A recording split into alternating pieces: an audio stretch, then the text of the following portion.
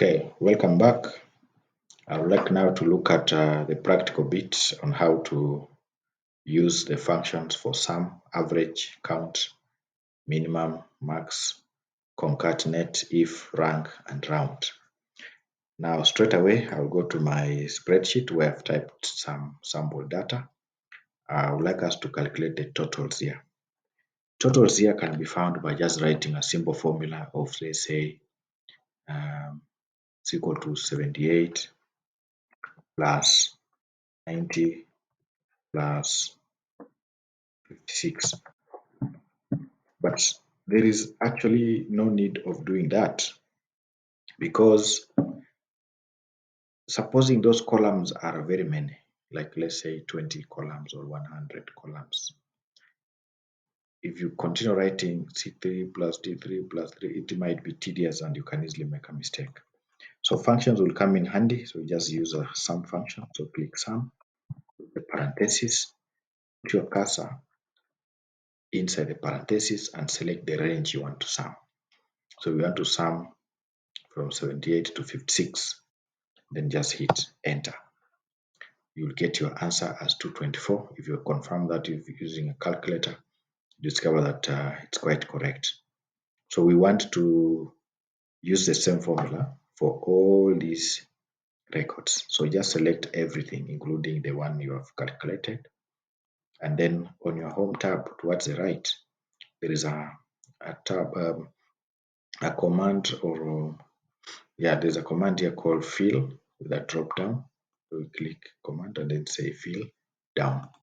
When you say fill down, it will do the rest of the calculations, even if they are 1000.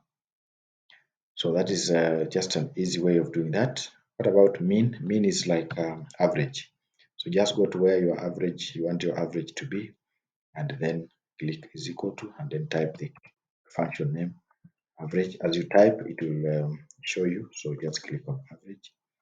Put your parenthesis. Inside your parenthesis, you can now select the entire range that you want to get the average values.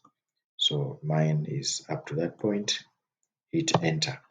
You can see it will give you the answer, and then select everything up to the last record you want to get the average. Go to home tab, fill, and then choose down. Then it will be able to give you these values. Now I want to do a modification on this formula. You can see these are very many decimal places. We want these answers to be correct to 2 decimal places. There are 2 ways of doing that. You can use a function to ensure that the answer that's generated is actually to 2 decimal places. And the function you are going to use is called the the round function.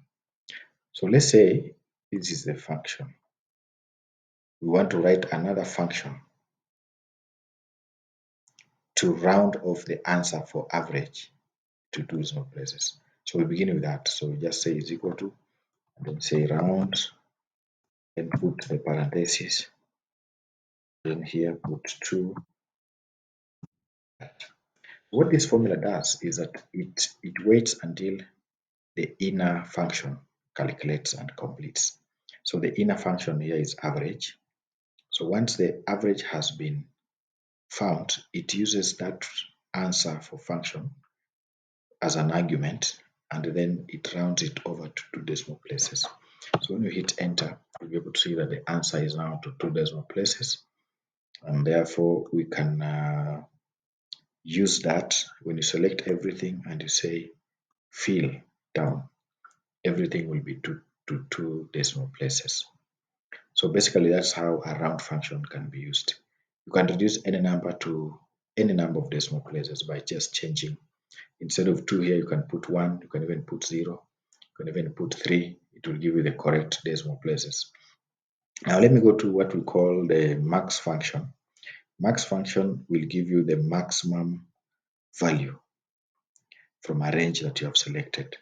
So we want to know which is the highest score in English. So we want the answer to be here. So just go there, put equal sign, and then use the function max. Select max, put your parenthesis. Inside your parenthesis, select the range where you want to get the maximum, and then hit enter. You'll discover that the maximum score in English is 88. We can generate the same for all these records up to English Kiswahili. So you want to know Kiswahili and math also. So just select the entire range, everything, and say fill. Now this time around we are filling to the right. So when you fill to the right, it will give you those values like in English. In Kiswahili, the highest score is 90. In mathematics, the highest score is 76. What about the minimum score? You do the same, is equal to the function min, then put the parentheses. Inside, select the range you want to find the minimum score and hit enter. You discover that in English here, the minimum score is 30. We can do the same for Kiswahili and math here. So you select that on your home tab, you go to fill, then you say fill right, then it will give you all the values. So that's about the min function. In a school setup, you can use this to find the maximum score, the subject champion, all that. Let's also see this function we call count function. Count function is used to count the number of cells that are not count the cells with the numbers. Cells that are not empty, it counts them. So just say is equal to count. Then as usual, you put your cursor inside there and select the range that you want to count the cells that are not empty. So when you hit that, it will tell me that people who search for English or records for English are 6. We want to see the same for up to math. So select 6 and everything up to math, then fill and then write. Then you'll be able to see, you can see for example here, this score here is empty for Yegon. Didn't sit for Kiswahili, so it's counting as 5. So this is also a very important function because you can count very many records to see which one, how many, like number of subjects done by a particular student. You can use this to do the count. Let me now demonstrate how to do the rank function. Ranking is used to calculate like positions in high school. So you use a key function called rank. Then of course you put the parentheses as normal. Inside the parentheses, you select the first value you want to compare. So in this case, this one. Put a comma. Select the entire range containing all the records. Put a comma and decide whether you want to rank descending order or ascending order. Mine, I want to do it in in um, in descending order. So you put 0 like that. And then put a dollar sign before the columns. So put a dollar sign there. It is called absolute referencing. Another dollar sign there. A dollar sign there will do to make that cell to be absolutely referenced. Then hit enter. When you select everything up to here and say fill down, you'll see that it will give us the positions. It will give us the positions or the rank. This one can be used like in high school to calculate the position of students in a class. If there's a tie, it will be able to give us the same rank and then skip. So basically that is about that. Let me now take a few minutes to demonstrate what is called if function.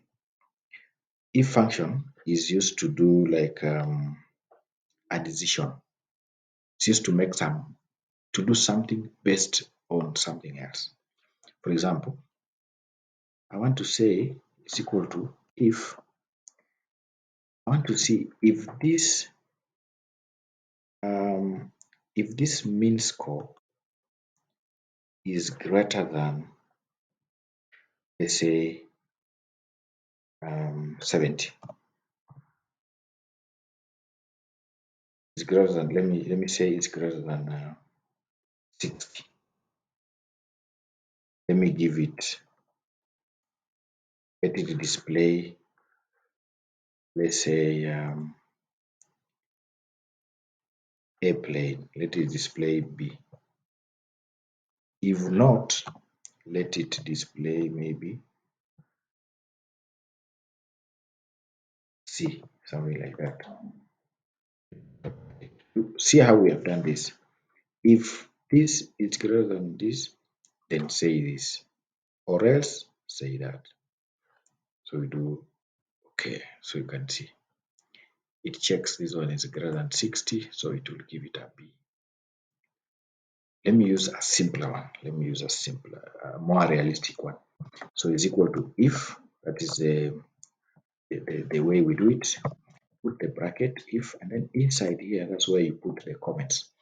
Now we want, if it's above 70, we want to say very good. We want to say very good.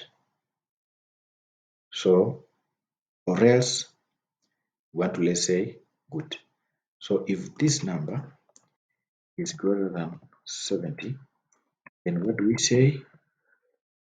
Say very, very good.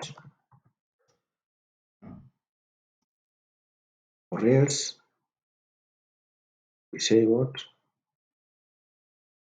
Good.